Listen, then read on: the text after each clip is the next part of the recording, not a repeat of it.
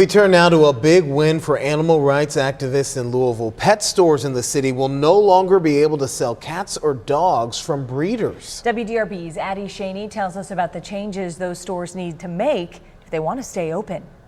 In about a year, Puppy Graham and one other retail pet store like it won't be allowed to keep selling cats or dogs unless they get them from somewhere else. Come on. Earlier this year, Chelsea took out a $2,700 loan to buy Louie from Puppy Graham, a shop on Hurstbourne Parkway that sells purebred puppies. I noticed he's not eating that food. But 9 days after she adopted him, her vet diagnosed Louie with a parasite called Giardia. In August, WDRB Investigates found Chelsea isn't the only person this has happened to. As the WDRB investigation highlighted, you have consumers in Louisville, like right now, who have been sold sick puppies. In response, Thursday, Metro Council passed an ordinance prohibiting the sale of dogs and cats at pet stores, as well as outdoor spaces like flea markets. This is a huge, huge win for animals, for animal welfare folks.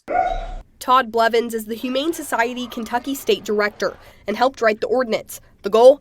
To keep dogs from puppy mills out of Louisville. It'll actually help a lot of dogs that are trapped in these puppy mills. Once the law goes into effect, if a pet store doesn't switch to selling dogs from a rescue organization rather than a breeder, it will pay the price. Fines range from $500 to $2,500, and the business could even lose its license. More than 475 other cities nationwide have passed similar legislation. Humane Society data shows the ordinances are making an impact. In 2012, the average USDA licensed puppy mill had 87 breeding dogs.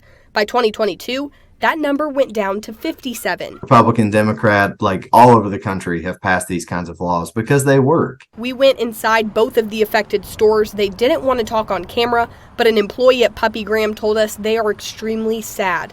Blevins hopes this protects both puppies and owners from future harm. I don't want this to happen to anybody. What happened to me? The ordinance goes into effect this time next year. With photojournalist Neil Johnson, Addie Shaney, WDRB News.